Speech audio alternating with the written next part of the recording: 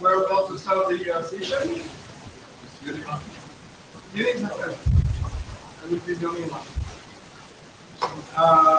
So welcome to the session. So you're next to your participant.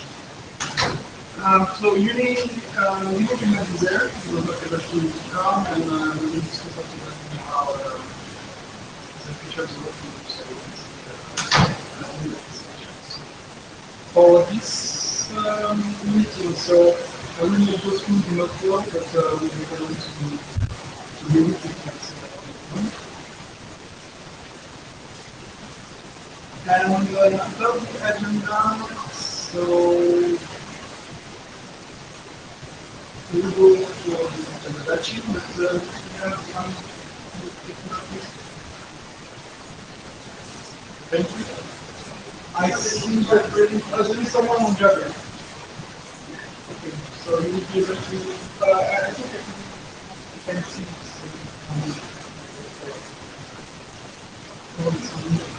You are on Java?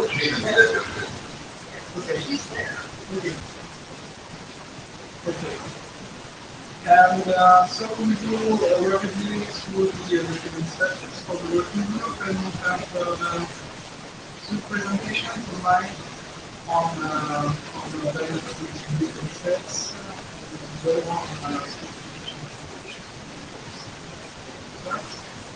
And I would like to keep maybe more than 5 minutes to discuss what will be the future for.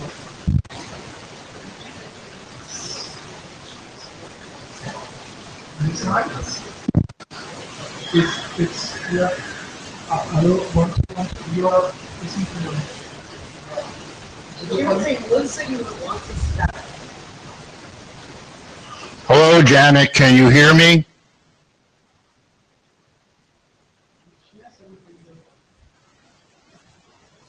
One, two.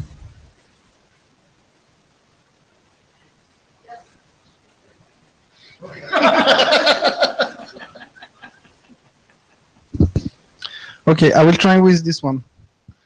I think it will be better. So, Martin, please. Yeah, Martin Dolly. Okay, so with respect to diameter security, when would that be discussed? Up in the beginning or at the end of wrap up? On the diameter security, we will discuss this point at the end of the session. Okay. At least I have some points on the. I think it's better. I think the mic was not on.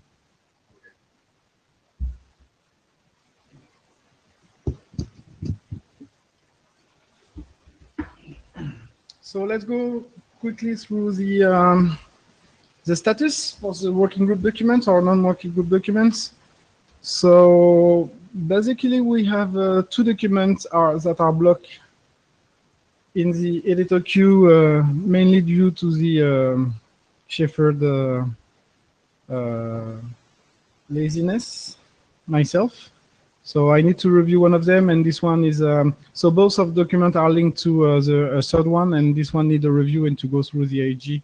And so there is no issue with this one. It's just because one document is missing, so it's a misref for the load information and agent overload. Both are linked to the rate control algorithm. So this will be done right after this meeting. Steve, please. Steve Donovan, a little nit. You've got the editors wrong on the list. Excuse me? The editors on the list is not correct. I'm the editor on load information, and I'm not the editor on 4006 BIS. Okay. Just a nit. Okay, thank you. After that, we have 3 working documents for which the status is quite, I would say, unclear. So we have first the diameter group signaling. You would like to say something for the IEG review? Okay. So the first one would be the diameter group signaling that is in the working group for a while now. We have received a new version of the document, and from the author's point of view, it's quite stable, but only from the author's point of view. We need more review. We were expecting additional reviews, but it was not the case. So the next step normally should be working group last call and last call, but maybe Marco, you would like to say something on that?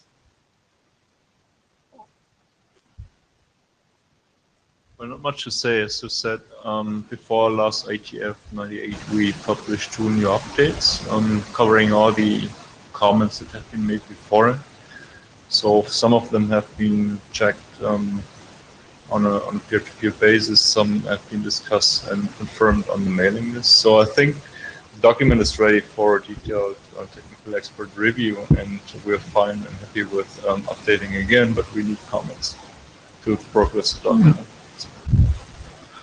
I think that from a technical point of view, we received one good review from Steve, but not so much except this one.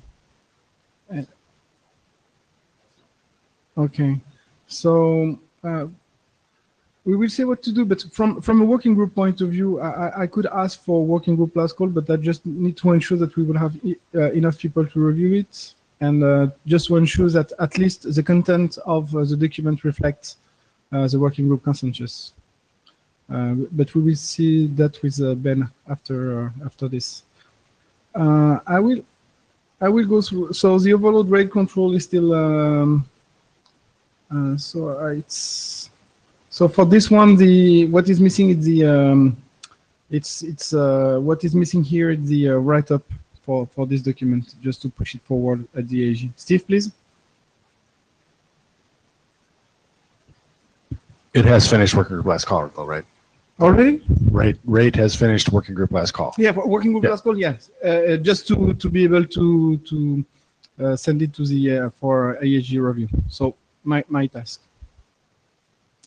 So the last one is the 406 that was in the working group last call, and yes, it's where it's. So this one was, we had one working group last call. We had some comments, but fairly.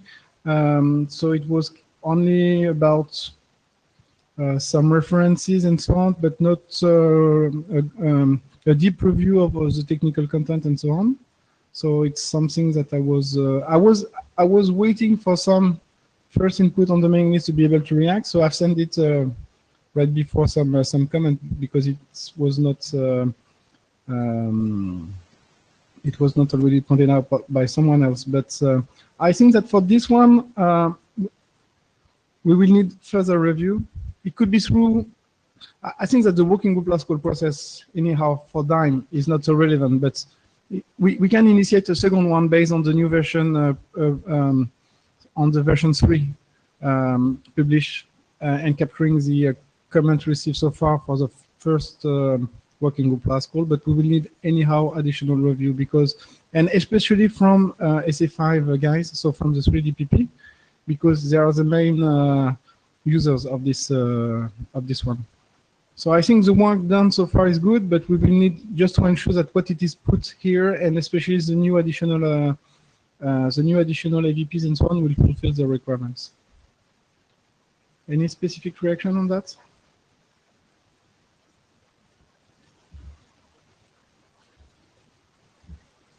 After that, we have the diameter AVP level security, so the end-to-end security for diameter. So for the time being, we have no draft anymore because the last one expired. Uni will not have so much time to work on, so I think I will not speak for him, but he would be happy to contribute on this one, but he's not able to support the workload alone. What we on Thursday, I will go to the SAG meeting, the security meeting, and I will ask for support from the security experts. So the idea will be to motivate people to work on this document. The solution itself doesn't have to be diameter specific. we can discuss with them if they have if there is a something easy to do in this area for diameter that could be applicable to diameter. And based on the output, we will see what to do, and also after the discussion on the working group.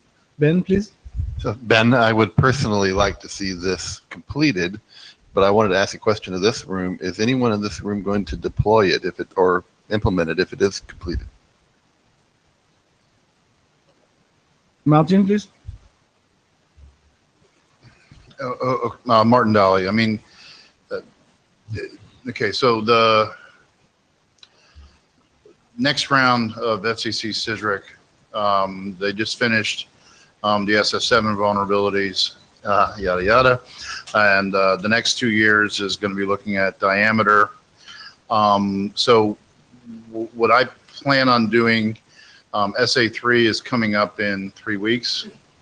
And I'm bringing in a discussion paper, basically telling them of the status of this work here, and where, you know, it gets friendly talk at that meeting, you know, and actually has been brought up in the conversation of you know, 5G or overall securing the system. I'm going to let people to know it's now or never, forever hold your peace time. So. Yeah. Another comment would be from the GSMA point of view. We have received an LS.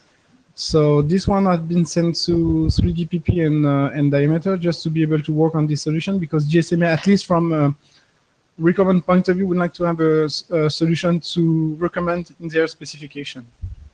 So at least from a standard point of view, they are expecting a solution. After that, I think it will depend on the type of solution that will be adopted. If it is something that it is easy to implement, people will be,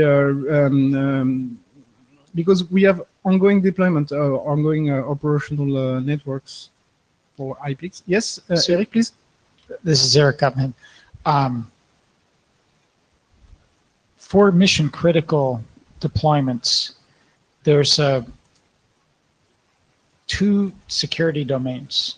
One of them being the operator domain and one being the mission critical operator domain. And we've looked at securing the at a message, or even a I would say component to a SIP message level, securing these where the message has to be end-to-end secure between the client and the, let's say, the host and the mission critical service provider. I wonder if there are AAA requirements where you can't expose certain AVPs to the operator. I mean, that for the most part, the operations that we're using AAA for have to do with the access. But I'm wondering if there are AAA requirements that are emerging in mission critical. I think we should check that. Actually, from the requirement point of view, both should be available with this solution. After that, it will depend on the type of solution that we will adopt, at least as a first step. But normally, you should be able to secure the signaling only between gateways, for instance, and you can assume that the different systems are secure enough to get rid of any security. But you may have also a real end-to-end security exchange between any Diameter clients and any Diameter server. Martin, please. Okay, so I mean, not to have an SA3 discussion here, I don't think that is the case. I think that if you look at the European operators in particular, okay, so if you look at 401, 401 specifies that equipment manufacturers must support IPsec for communication within the EPC. It is optional to deploy, and I believe that optionality equals nobody has deployed. And so therefore, I know for 5G, one of the things that's being fought the most by the European operators is pulling the security further into the EPC and not at the B as an example, because they view their vulnerability to the fact that the EPC is open to the internet. And so some of those last couple statements aren't true, and what you're saying is true. Okay. So at least, Ben, you know that there is some interest, and we will see. And actually, from a personal point of view, and Uni also, we would like to see this work done, and done within IETF. Yes, Ben. This is Ben. I observe an interest in using the work. We will also need to observe an interest in doing the work. Yes. Which hopefully we'll get some help from SOG on that. On this, I can comment this point. The key issue it was the same for Uni, is that it's more a security discussion than a diameter stuff. Personally, I could help on the diameter aspects and how to convey the information, defining the AVP, and even figure out how to behave. But on the security aspect itself, we need some expertise coming from the security area. Yes, Eric? So just for my understanding, there was a mechanism, I know because I was largely to blame for it, for using an S-MIME encapsulation. That became historic at some point? It was deprecated. Okay. It is said in the new version that this CMS mechanism is deprecated. And it is said also that a new mechanism will be defined, but outside the base protocol. And all the new drafts are based, and new RFC are based on these common things. End-to-end security is an issue, but we will have soon a solution. But the soon now is maybe 10 years. Like, not yet, but. I will skip the discussion on the other one, because we have, at least on the new proposal, and also the new version for policy group and predicted units, we have a specific one. I'm assuming that the one on domain arbitrary mask filters and peer flow mask big traits are just okay.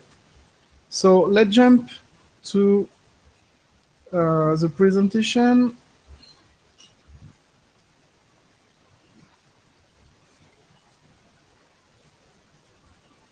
And you will start with predict unit and policy groups. Yes, please. The floor is yours. Thank you. We're just going to run through kind of the updates for these two. So next slide, please. So predicted units, if you recall, our motivation was the fact that we're using NFV virtual functions, basically, and typically, right, we have authorization endpoints as a part of this inside our virtual network functions. What we're kind of starting to do is divorce the CPU, the compute, the memory, the disk, the IO resources as we virtualize away from the authorization. So we see a much bigger distance. It used to be we had fairly predictable hardware and sizes. Now everything kind of varies. And so what we're trying to do is basically send anytime an authorization occurs, basically a successful CCA to a CCR. We're trying to add some extra information, in this case, time of day matched to the amount of resources that may be utilized. Following the tradition of used service units and granted service units, we just call it predicted service units, with the full understanding that the units that we actually may send back may not relate to the actual grants. Grants may be, for example, in terms of bytes or time. However, predicted may actually be more granular based upon the system, something that's meaningful to the endpoint. So for instance, disk usage, network IO, some other metric. But we wanted to basically inform these virtual functions a little bit more about the usage that they can expect. This is especially important during peak times for the VNFs. So this then allows us to basically have the service, if you will, select if it needs a new scaling event, other things, you know, if you can think about NFV in the bigger picture, they can ask for scaling events, or they can just stop actually, you know, accessing or granting request into the system. So this allows us to avoid the situation that we're currently in today, which is I have to overload a virtual network function in order to realize I'm in trouble, or at least hit a threshold toward an overload before I realize I'm in trouble. So, and just for reference, it's still about 3 to 4 minutes to spin up a VNF virtual machine. So this sort of information is important to us. Anyway, so that's the base motivation with this, and it's essentially AVPs that are carried along during an authorization. Next slide. So in version 2, all of our updates were editorial. We were asked in the last meeting to really put that information in the introduction. And so we've rewritten that introduction. We're a bit more dictatorial about this. And then just as a refresher, right, this is essentially the same old in terms of units. The only difference is we have the time of day in there as far as an AVP to give you an idea of conditions. And then our assumption with the series is that there's non-overlapping times with respect to any particular unit. It's all in the spec, pretty straightforward. At this point, we've had a couple of updates before the last meeting. We had updates during the meeting. I have not received any new updates. So what I'd like to do is push for this being adopted either out on the mailing list, because we've had quorum issues in the past, but push for this to be adopted as a work group item on the mailing list after this meeting, if there's no other material updates here. Okay, thank you. So for my information and for the group who has read this document, the predicted units. Okay, for them. So I wasn't there at the last meeting, but at least what was the feeling of the room, because it was not so clear. I think there was some interest expressed. I think the larger discussion of the meeting was just the lack of the number of people. Okay. I think it focused more on that and the level of energy. So and I would argue that 2 of them were just waiting for a plane, but that's a whole other. Yeah. Okay, so I think it is straightforward, and I at least I understood the principle and also the proposed mechanism, so it's good. What we can do on this one would be to at least to check on the mailing list. So what we could do is to check on the mailing list if there is support and to ask for working group adoption. I think if it is the case, I think that there is not so much to do on this document, but just to push it forward. Yeah. But it will depend also on the next discussion on what to do with the ongoing work and new works for the working group. Yeah, absolutely. Okay. Understood. All right. Further question or for clarification or comments? No, so I would propose to go on with the other one. So policy groups, this is actually the harder of the 2. So conceptually, what we're doing here is 2 things. So in the user plane, we're essentially adding metadata as another filter through the policy group matching mechanisms. And then what we're doing, at the higher level, if it's actually implemented before the user plane, we're essentially using this as a pre-screening mechanism to figure out what filter IDs apply. The good news is it's very consistent in terms of the back office, where, if you think of old service order codes or bit sets, we're really just flagging rules to policies and then using masking to figure out, when a particular product X or Y implement several rules, rather than mapping that as individual IDs. We're just running these as mask operations.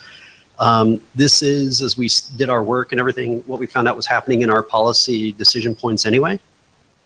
And we also noticed, and we have some other updates, so I'll talk about here in a second in terms of examples of where we found this actually being applied, particularly in open flow switches in the metadata fields. So we also wanted to pick up some of the common naming that we kind of enjoy over in 3GPP as well for grouping. So this is all about efficiency. For those who are familiar with 3GPP charging characteristics, it's there. It's just a little bit more generalized. Next slide. So this is once again an editorial update. We didn't change anything structurally. What we did was we reworked the examples based upon the feedback, once again, from the last meeting. So next slide. So as a reminder, this is the relationship model. And here we talk about policy entities being kind of your rules and having this bit mask assignment and then the group mapping type. Users have memberships to multiple rules, either through the domain, which is very similar to a base name, as well as the bit mask value. So this is your base relationship model. And that was added prior to the last meeting. So before that, it was all text and definitely not a fun spec to read. So next slide. So we have a couple of examples that we've added, but this is more of the visual. So one of the issues we encountered was over on the left side. So in SDN switches, we're typically limited in terms of the number of tables.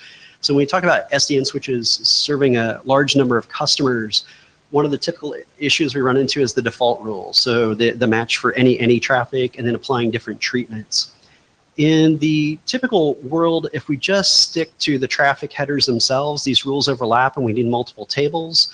What we did by adding essentially the metadata information, basically the match type and the membership values in here, is we've added them in this example to table 0 on the right. And so what you see is essentially, and we're just dividing this up by subnets, but what we're essentially doing is where table 1 would actually figure out what subnet you belong to, then apply your subnet specific policy. We're able to, with this metadata value, essentially to concatenate that into a single table. So you see if we're in subnet 1, we set the membership values initially. So we're just setting up basically the bit mask involved. And in the next table, we're actually concatenating. So you'll notice that these rules no longer overlap. In table 1 on the right, we do have essentially the any traffic descriptors on table 1 on the right, and we're actually now relying on the match type and membership value to really drive essentially the base. So in table 0, you set that membership value of the user here. You then match against it in table 1 over here. This allows us to go to a 2-table solution. And like I said, effectively, we're just extending the filter. And really what it boils down to is, especially in SDN switches, we have the metadata field. We're really just clarifying how you would actually use your metadata field and tie it back to a customer. And so this allows us then to kind of reduce the number of tables. So this is just one example. So next slide, please. This is a much simpler example. If you're not doing this in the decision point, you can actually apply this type of logic up front, or excuse me, in the enforcement point. You can apply this decision up front at the decision points.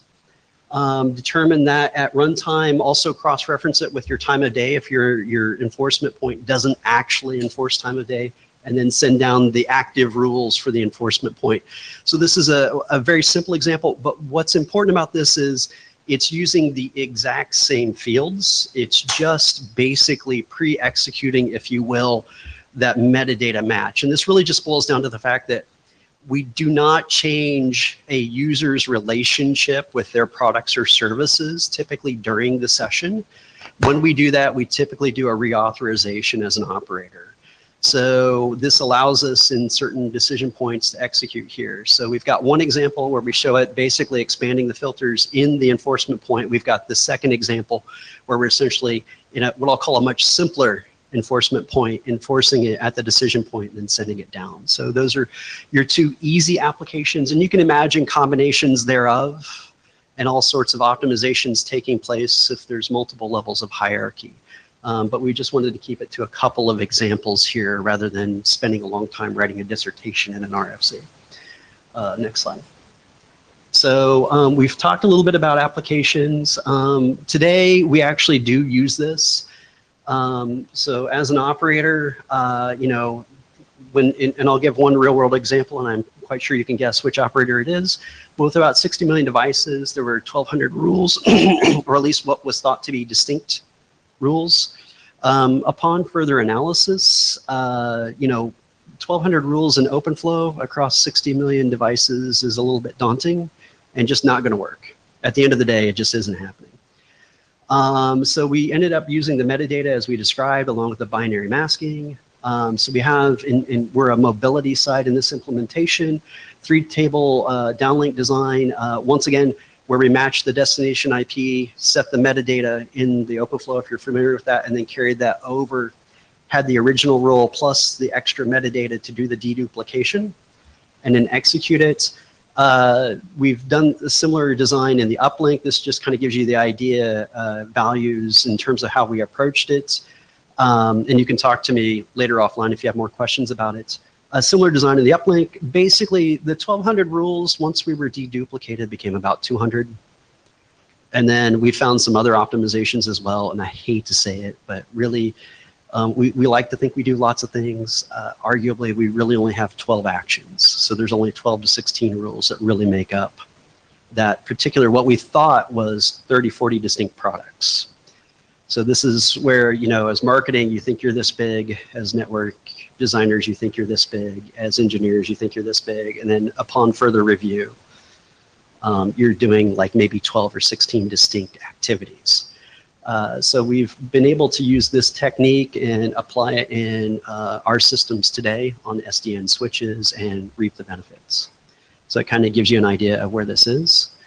I think next slide. So next steps, this is not a fun document. It's not an easy one. So I'd appreciate more reviews. I know we had some good feedback in the last meeting before we actually even bother with any sort of last call. I'd like to hear more from the group. So, Excuse me, adoption. Why am I thinking? So question for the floor. So who has read the document? Oh, we have 2, 3. And so first of all, any question for clarification or comments? At least I have one. It's so you said that you may. So when you said adopted in this proposal, saying that the use of base name is was introduced in 3GPP, or So we picked membership domain. okay, Not to confuse, right? So base name right is more of an organizational concept of rules, and here we're trying to pull that up in sort of the metadata abstraction because we did not want to confuse people who were already actively using base name as a convenience mechanism, but we wanted a similar aggregation concept and still maintain backwards compatibility. So we don't want to be coy and say it's something completely different. We want to keep it separate enough so that, because we do use baseNAM as an operator, so we wanted it to basically point out it's similar, and for backwards compatibility purposes, it would be a separate AVP. So we also gave it a different name. Since we're talking about sets and membership, we just refer to it as a membership domain. Okay. So yes.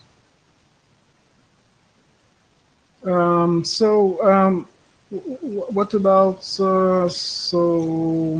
I think that, as you said, I've read the document, but I think we need I will need also another review to be able to understand, because actually I understood exactly the mechanism arriving at the end of the document, especially when the AVP is defined. I think it would be useful to have more review, and we will see what to do with this one again after that. Yeah, my ideal situation, I'm still not happy with the examples. I would like them to be straightforward all the way through the documents in transition. But trying to describe that and set logic and everything, you know, as a single author, it's a bit tough. Yeah, I think that one other point also would be to so maybe it is there, but to clearly identify why it is not so easy to do it with existing mechanism today. Yes. Based on what we have within IETF or even within 3GPP. Yeah, and I think quite simply, and we distinctly say it in just a few sentences, but basically all of our filters today are based on time and what's in the packets. And unfortunately, when the time's the same and the rule is particularly like a default rule, unfortunately, that's the most common overlap we have in the system. And so that's just one example, but that's usually where we run into. But actually, trouble. This is something that you can understand easily when you see the definition of the AVP, but in the rationale for the creation of this AVP, it was not so clear. You said that there is some overlapping, but I think it would be easier to describe it. Understood. Yep. At least it would be my feedback. Yep. All right. Thank you. So let's go for the new proposed work item, that is specification recommendation. So you have about 15 minutes, so you can use them. Good. I can ignore most of the errors then. This will be great. Thank you. So next slide. So, you know, and I apologize, but I wanted to be a little bit operator specific. So we're doing a few projects here, and actually I'd sent you, there's an update, but we're doing a few projects here in implementation in open source, and we just basically noticed that over the wire everything was great, but getting to consistency compatibility above the wire line was a real pain. And so I am fortunate enough that I get to torture my developers because I also get to do research on them. So what we did was we tracked under 2 repos what was coded each night and what was coded each release, and I was able then to track back what was happening when an error occurred or a test incompatibility occurred. And what we found was 85% of the time, an inconsistency above the over the wire occurred due to an error or a lack of inconsistency or some ambiguity in the text of the spec that it was associated with, or and the developer, I would say, filling in the blanks rather than coming to us and asking the experts what the question was. They would fill in the blanks. So this is more about people being very nervous and trying to get code done than it is about a spec being right or wrong. So that started a campaign. We essentially thought as a litmus test to prove the developers wrong, we should be able to go from spec to code very quickly and do most of it. Not to automate the developers, but to really validate that specs can be A, validated, and B, our litmus test would be automatic code generation. So, next slide. We were terribly wrong in our hypothesis that we could do this consistently, quickly, and efficiently, or in some cases at all. We ran into over 970 different errors looking at 30 different specifications. We categorized them in large swaths. Excuse me. And this is just the highlight. So even in the document, just so you know, I don't list all 973 errors. I only, for your pleasure, only go through broad swaths of categories. So please keep in mind, it's not an exhaustive list in the document. But we wanted to get this out to the group. So in this task of going from spec to code, the first thing we found was too many table formats.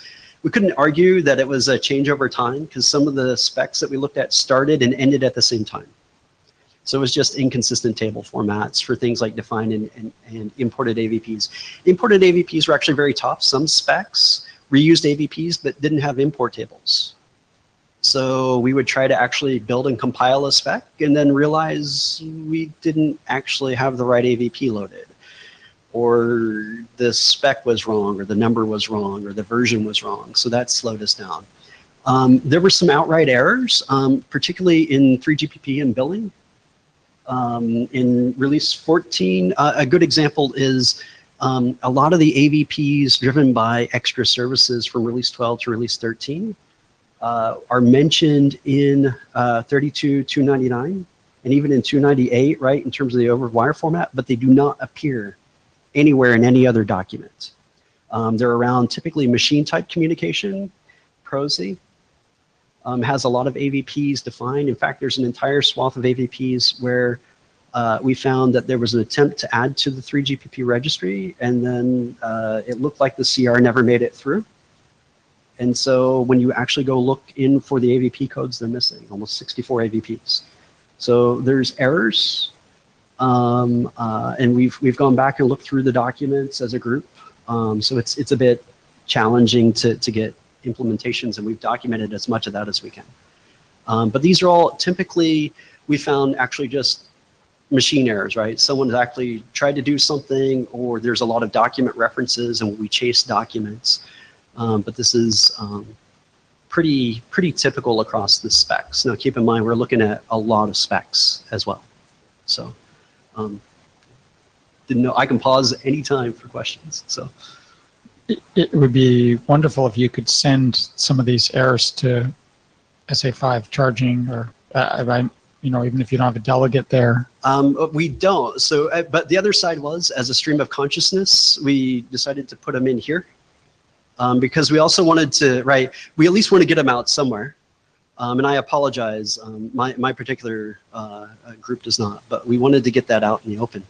So a lot of this is also the fact that if we talk about programmatic verification, there's some things you just can't get from a spec. So an app ID, it's there, but try to find a consistent way to find the app IDs that are in there. Try to find, so you start tying all this data together in the name of this, right? Textually, as a human, you can read it, but when you sit down and say, how would I write code to actually parse a document, validate it like we do with NITs, and verify that it's good, things start, things start missing in the documents. The next slide.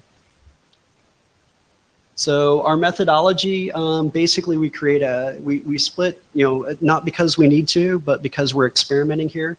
We pull out the AVP define tables, the imports tables. We pull out metadata based upon the app IDs.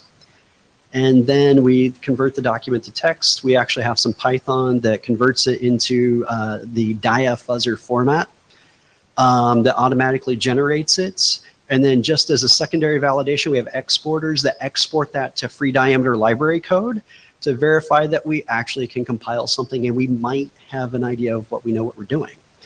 And this forced us into individually tackling the problems a lot. And it also forced us to really do things that we wouldn't know as a human, we don't care about, but when we start running a compiler, we totally do. So this really forces items.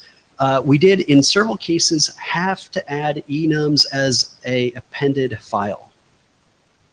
And I won't even begin to discuss, you've seen in the document, we recommend not using enums. That's how bad it got for us. And there's lots of inconsistency there. So this is kind of the base design for that. Next slide. So we did have some unexpected use cases in terms of AVPs that further refined an existing group or command. So because we didn't have the linkage back to the original AVPs, this is actually really hard in terms of setting up the library in the code and populating the libraries at the code level. And so without that information, what we found was we generated some really nice code that was completely useless.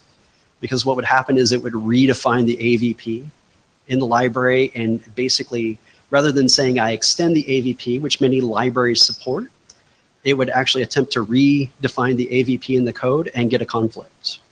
So for the API software, that was incredibly important, although it's easy to detect. Because if we look at the AVPs that are imported, we can realize it's defined and imported. It's a very simple situation. We got a lot of inconsistencies where in this situation, because it's defined and imported, sometimes it showed up as an import, sometimes it showed up as a define, and sometimes there was no mention of anything.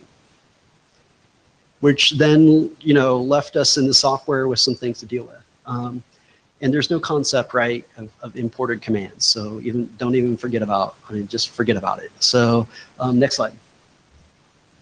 So, I hate to say it, I'm an editor of 4006, so I was not immune to this. We found a couple of errors, a typo. So this is not me going around and trying to be, yeah, I'm actually, I thought I had a good spec. I'm just happy I found like only 2 out of the whole thing. So, and we'll correct those, by the way, with the cumulative update. Our plan is to correct those 2 items because they are editorial, as well as the update on the reference in 4006 in the next revision. So, next slide.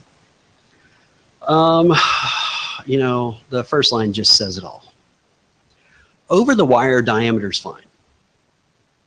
Trying to programmatically pull out enumerations, if you want a root canal, every time you do it out of the spec, you go for it. Part of it boils down to, right, we don't specify the label formats, we don't specify the orders, and it shows. Even in some documents, we would have, and it showed the age, the longer the document, the more revisions. So typically, this doesn't happen in RFCs. Because, right, we're kind of a one-shot, but in multi-revision documents, we would see 3 or 4 different formats for enumerations in the same document. So the longer lived your application, the higher probability you got wild inconsistencies with enumerations. We also see characters that are invalid in any language. There are some labels that have slashes in them, but one value. So there's no hope of generating any code, let alone parsing. So we did see some crazy things, just plain old references to web pages with like some anchors that kind of got you close, typically referencing OMA enumerations. We did see reference to registries, which we would expect. Now they weren't actually enum registries, they were different protocol registries and other items. And we did see reuse of enums, which was interesting, where they would either extend or say, we reuse this enum, but not that one value, which I'm not even sure how we would go about enforcing that in a library. So Just generally, what I've got my group doing is trying to avoid enums at all costs at this point. So next slide. Recommendations. This is really simple. Just go for consistency in spelling and case, and you'll go a long way. Just get rid of the spaces between all your dashes. That happens a lot more than you think. That also helps. We need to decide whether or not we're truly, because the thing is, diameter over the wire is fine, but we need to probably decide, are we really case sensitive when it comes to these IDs for the names? Or my favorite one is, could we please get consistent naming on the command label versus the command acronym versus the actual command definition? I would urge you to look at reauthorization request and the number of ways it's actually specified. There's a running bet on my team as to the number of new ways every time we load in a spec that reauth will be extended one more time. By the way, so far the answer is 15 different ways to specify reauthorization request in text. So far, so good. Anyway, there's a lot of things that we do this. Don't try to use underscores unless it's part of labels, right? I won't go into the details, but it makes life interesting for software in general and constants. But it's kind of this. Next slide. We do have some other recommendations in terms of tables. This just kind of gives you the basics. It's a lot of what we're doing in the latest specs, but it's just to point out kind of formats. So next slide kind of shows you a couple of example formats that seem to work really well. You have less than 5 minutes. Okay, thank you. So this kind of shows you some things that work out pretty well in terms of formats that are easy to parse. If you're wondering, there are over 19 known regular expressions in our software to actually just do tables, for defined tables. We reduced that from 28. So we actually cheat and reformat, we drop columns. We think we can reduce that to 12. We'd like to actually just reduce it to 2 going forward. So we understand backwards compatibility, but this is a lot of work if we talk about programmatic verification. Next slide. Imported AVPs, if you import them, please note it. Just please do it. I won't go into a long diatribe, but it's really inconsistent. With the full understanding when you're refining it, it's a little murky, right? That's an open question, what you should do. When you're actually running this, right, probably adding whether or not you're changing the M-bit semantics, which by the way, per the guideline definitions has other rules that kick in, but at least noting that there in the table so we understand that we should be doing some compliance checks, which has also caused us some errors, will help us out. Next slide. Grouped AVPs and really commands, the refinement, we've talked a little bit about that. A couple things we want to note. So we do assume a precondition of star of actually inclusion. By the way, there's a couple violations of that where there is a refinement. And I will fully admit we accidentally attempted to do that in 4006 until it was noted. So it does happen. Semantic rules for refinement, right? Stay within the range of the original, right? If you're further refining the range, just stay within XY. We did add a new item to our metadata into the header format. We added refines and then the app ID refining into the CCF in our intermediate format. And that, by the way, took care of this issue for 99% of our, or actually all of our use cases. So this just lets us know it's a refinement, which then allows us then to properly generate code. So once again, it doesn't hurt diameter over the wire, but it does help in code generation as well as the engineer understanding that it appears in this app. It will also appear in a different app ID. That's okay. That was intentional. Furthermore, it was changed in the new app. Now, arguably, we thought at one point that we only refined the original app ID. We were completely proven wrong with TS 29061. I would urge you, if you want to look at an extreme example of refinement use cases and some very interesting AVPs, that's probably the one that took us the longest over a couple days of just trying to figure out what was going on there and bringing it in. But it's definitely, I would call it the extreme example of what you can do with diameter. Also, to me, at least academically, the most interesting. But by adding this, we were actually in pretty good shape. Now, one of the more open questions is, if you could do something like limit the range and say there's only 5 AVPs added versus the star, that's an interesting question from a,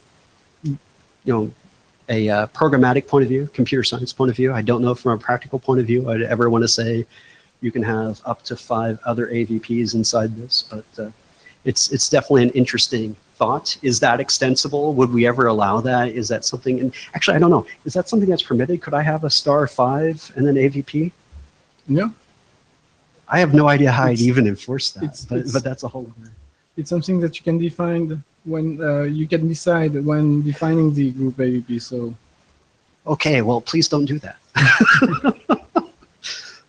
That would be, yeah, so I guess it's possible, but I would be afraid. That would be a lot of semantic checking. So next slide.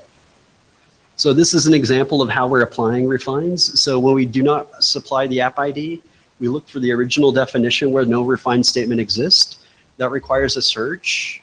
We could actually probably be more specific and add another keyword called defining or defines, which actually just says this is the definitive root for this code. But that once again helps out with this. So this is a practical example from 29.128 in terms of refinement. So, and the rules are in there. So next slide. I would propose to jump into the conclusion because Yeah, absolutely. So I think we get we've got, there's a lot of little stuff in here. There's some great open questions like this. Do we go back and fix the things we've identified? That's a more working item question and more about the future of the work group. I also don't want to go back and fix things that we're really not carrying forward. So I would argue it's at the very least, if we commit to it, it's a case-by-case basis based upon where the errata applies. And I'm more than happy to go back and file where I need to the errors. But we wanted to get it out and get it discussed more than anything else. We have a class of UINT 32s that we've seen called pseudo enumerations where it looks like in the spec they're trying to avoid enums altogether. And do we want to support that as a use case? That seems to be kind of the current trend in some of the later specs that are fairly useful. And then what do we want to do on define and refine? So those are kind of the open questions. So next slide. So summary here is diameter over the wire is fine. This is evidenced by the fact that we all interoperate together. But going from spec to validation or spec to code, that's an entirely different story. And so there's an opportunity for doing better. We can add a few things into the formats, entirely optional, and we can even implement some of the other formats. These are all minor items. They don't affect anything over the wire. But if we decide to maybe do this as like a style convention as opposed to something that's normative, we can talk about a tool, whether it's at 3GPP or whether it's part of the, I wouldn't make it a part of the NITS process, right? Where you kind of get rejected, but maybe a validation tool. I know Benoit is in the back, has a lot of Yang validation and stuff that also does this. So we know it can be done. We know it can work through a process, but it would be nice, I think as an author, regardless of where I'm working, to be able to validate. So as far as the document, like I said, we wanted to get this out. What we do with it is there, and I think the other recommendation is enums. Enums are a pain in the rear. And I would argue, I know Uni talked about it the last meeting, but enums are much worse than I anticipated. I know he knew this. I am feeling the pain now as managing a team of 10 people doing developments related to diameter. And I would urge, regardless of where it's done, we should probably think about tackling enumerations in terms of formats and getting it better. And I'd like to see some of the other use cases picked up as well. So, any questions? Any question or comments? Who has read the documents? 3. Maybe Martin is out. And I know Uni and Dave Dawson, who could not be here, have also looked at the document as well, although it was much rougher form.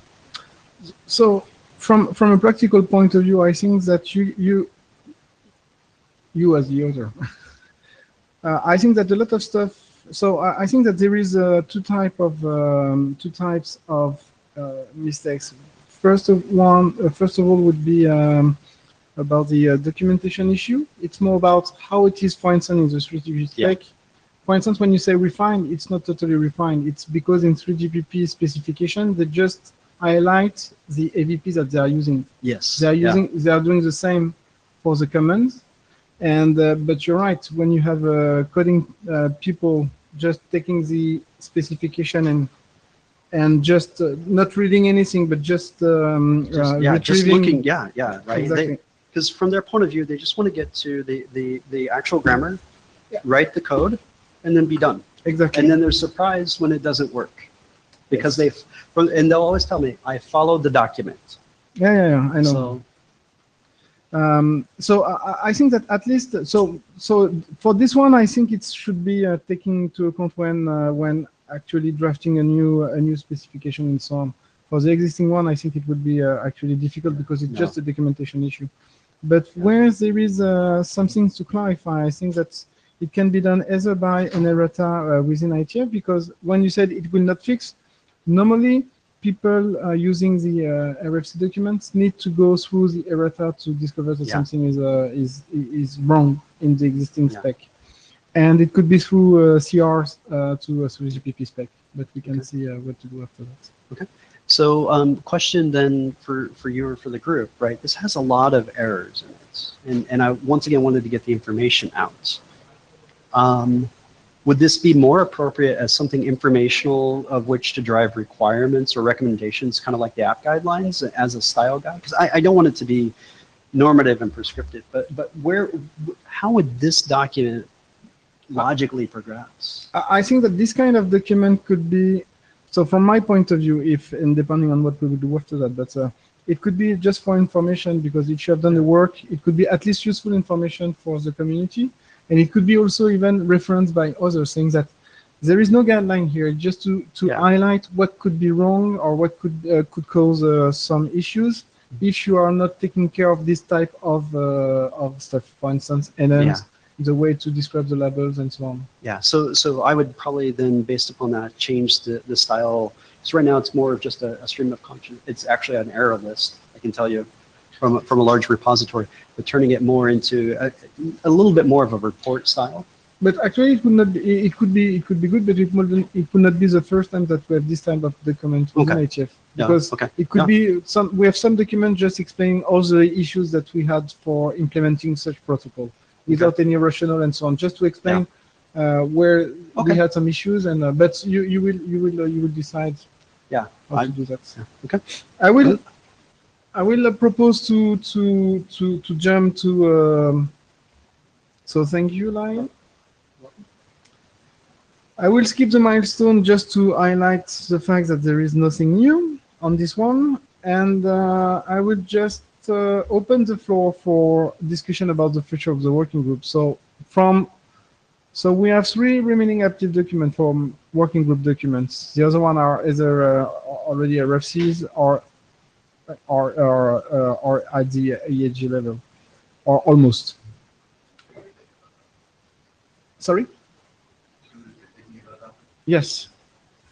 So we have few people in the room, not so much activity on the mailing list, and we have an additional issue, is that I will not be able to go on my chairmanship in the working group. There is too much work with those guys in 3GPP now. But honestly, with the 5G stuff, we have a lot of coordination internally and across the companies, and also we need to set up conf call and so on. So at least I will not be available as I was in the past. And we have the same issue with Uni. So he moved from a company to another company, so he will not be able to go on too much on this one. So we have a clear issue here about the future of the working group. So what should be the next step except closing the group, and what, if it is the case, what to do with the existing documents? Yes? So if I remember, this is Ben, if I remember correctly, the existing documents were all either post or near working group last call, right? Yes. So it is conceivable that those could be, in the hands of the, at least to IETF last call, or in the hands of the area directors before long. What's your time frame for needing to step down as chair? I think that personally, my main concern would be to know exactly when to stop adopting new documents, just to ensure that if we have a timeline or at least a work plan to say we need to conclude all this work and after that it's done, I think even for Uni it will be achievable, because we are in the same in the same situation. So the two drafts that are candidates for adoption, I'm trying to remember what they were. The predicted unit and I think the predictive units one would be quite reasonable, the AD sponsored. Straightforward, yes. The group one is kind of on the border from my perspective, because that kind of hits a little deeper into the where you use the protocol. But that's not out of the question, right? That we could consider that as well. I think I would need to think more closely about that for me to do it. I also don't have to be the AD sponsor, right? But assuming it's me, I would want to look a little more closely. At least for the group one, I think we will need additional review and to see if there is interest in at least some people to be willing to work on. Right, and even if we IAD sponsor things, I like to have people review them. Obviously, but actually, even Lai said that he will need not only to review them, but to comment and to contribute to this one if there is something to modify, even in the shape of the document. So for sure, we need someone to work on. And as I said, the end-to-end security, from my point of view, need to be done. So we will see after the Thursday meeting with SAG if we have people volunteering to work on. So I would, for that I would say let's see what happens at SAG. If we actually see some realistic interest, maybe that's something we spin up a little mini work group for. Maybe that's, I don't know if that's something we'd AD sponsor or not. I want to talk to the security ADs, and I think Benoit is here. Maybe Ops AD.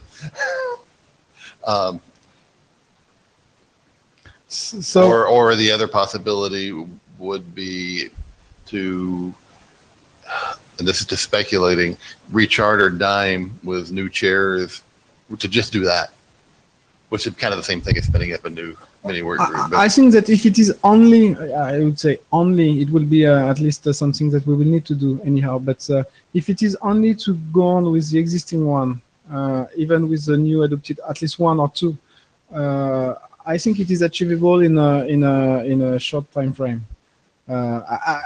I will need to confirm with Uni, but at least we will need to share the work, and we will need also volunteers, because it's not only about the chairs, it's also about people reviewing that. Right. Defining a new charter with a new chair, I think only for that will not be useful. And this feels like something that might ought to happen in the security area to me, just to get the interest going there. But we would have to talk with the security ADs. Yes, I will have a talk also with Kathleen before the SAG meeting. So, can I summarize that at least at this stage? So, and obviously, if there is something to do and there is interest and so on, it will not preclude to reopen a new group based on this one or in a new context. But to summarize the discussion, is there any other comment on this one?